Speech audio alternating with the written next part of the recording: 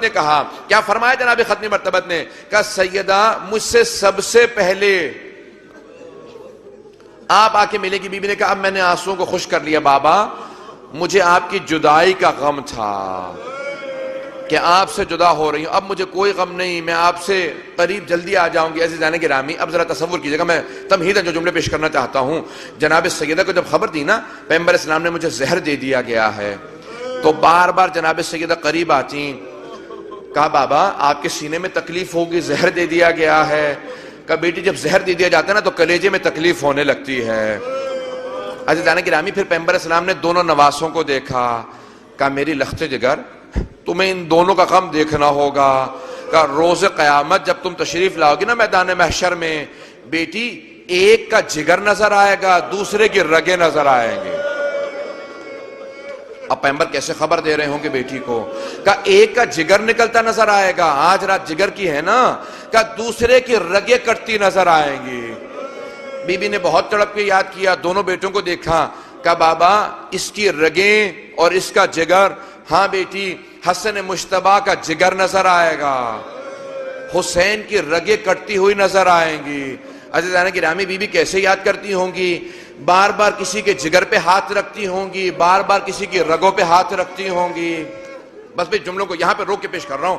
عزیزان گرامی ایک ایسا وقت آیا، ختمی مرتبت کے آخری ایام تھے، آج کی شب تھی کہ بار بار دونوں نواسے آ کے سینے سے لگ جاتے تھے۔ جب دونوں نواسے سینے سے لگتے تھے نا تو ایک مرتبہ جناب سیدہ آئیں، کہا میرے جگر کے ٹکڑوں، اے حسن اے حسین، نانا کے سینے پہ مت جاؤ، میرے بابا کے سینے میں تکلیف ہے۔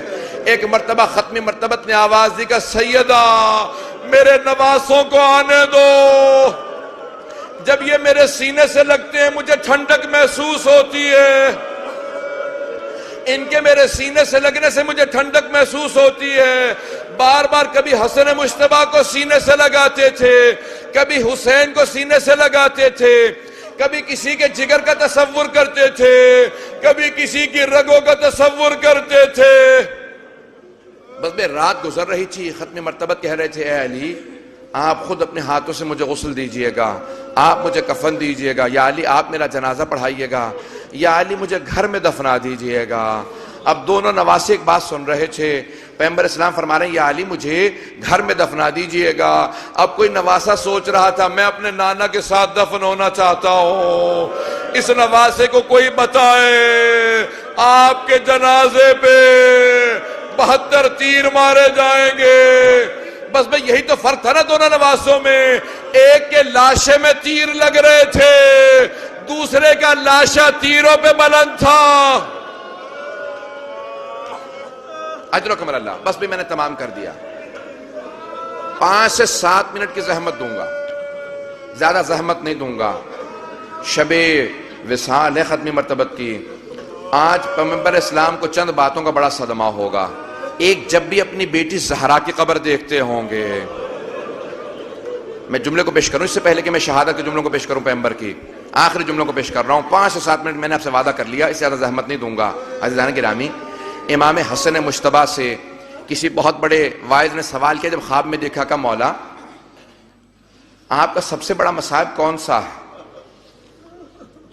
مولا میں آپ کے رونے والوں کو بتاتا ہوں کہ آپ کو زہر دیا گیا تھا۔ کہ نہیں میرا سب سے بڑا مصائب نہیں ہے۔ کہ مولا میں یہ بتاتا ہوں کہ آپ کے جگر کے ٹکڑے نکل آئے تھے۔ کہ نہیں میرا سب سے بڑا مصائب نہیں۔ کہ مولا میں یہ بھی بتاتا ہوں کہ ایک ہی جنازہ ہے جو گھر سے گیا پھر گھر واپس آ گیا۔ کہ نہیں یہ بھی میرا سب سے بڑا مصائب نہیں ہے۔ کہ مولا پھر میں نہیں جانتا آپ کا سب سے بڑا مصائب کون سا ہے۔ کہ جب میرے رونے والوں کے پاس جانا تو کہنا مدینہ شہر تھا، شہر کی ایک گلی تھی، گلی کے دروازے پہ آگ لگی تھی۔ میرے رونے والوں سے کہنا کہ جلتے ہوئے دروازے کے پیچھے حسن مجتبیٰ کی ماں کھڑی تھی۔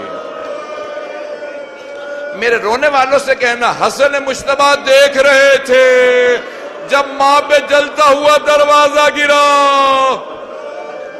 اجرکم اللہ۔ بس میں نے تمام کر دیا، 5 سے 7 منٹ کی میں نے وعدہ کیا تھا آپ کو زحمت کا۔ اب کسی آنکھ میں کوئی ایسی آنکھ نہ جس میں آنسو نہ آئے۔ جناب ختمی مرتبت کا آخری وقت ہے، بار بار بیٹی کو بلاتے ہیں، کبھی پیشانی کا بوسہ دیتے ہیں، کبھی ہاتھوں کو چومتے، کبھی اس پہلو کو دیکھتے، پھر آواز دے کے کہتے ہیں او مسلمانوں میری بیٹی کو نہ رلانا۔ بس بھی ایک مرتبہ پیغمبر علیہ السلام نے ایک دروازے کی طرف دیکھنا شروع کیا، کہا بیٹی کیا بات ہے آپ بار بار دروازے پہ کیوں جاتی ہیں؟ کہا بابا کوئی عربی ہے دروازے پہ کھڑا ہے، بار بار آ کے دروازے پہ دستک دیتا ہے، جب میں دروازے پہ پوچھتی ہوں کیا بات ہے کیوں آئے ہو، کہتا ہے مجھے رسول خدا سے ملنا ہے۔ میں کہتی ہوں واپس چلے جاؤ میرے بابا بیمار ہیں۔ کہا بیٹی آپ نے دیکھا وہ دروازے پہ کون ہے؟ کہا بابا میں نگاہوں کو بلند نہیں کرتی۔ کہا بیٹی یہ آپ کی تعظیم میں اجازت مانگ رہا ہے، یہ کسی دروازے پہ اجازت نہیں مانگتا، بیٹی یہ ملک الموت ہے، بیٹی یہ ملک الموت ہے، کسی دروازے پہ اجازت نہیں مانگتا، بغیر اجازت کے آتا ہے۔ اور مسلمانوں جناب سیدہ کے دروازے پہ ملک الموت بھی اجازت لے کے آتے، کوئی دروازے پہ آگ نہ لگانا۔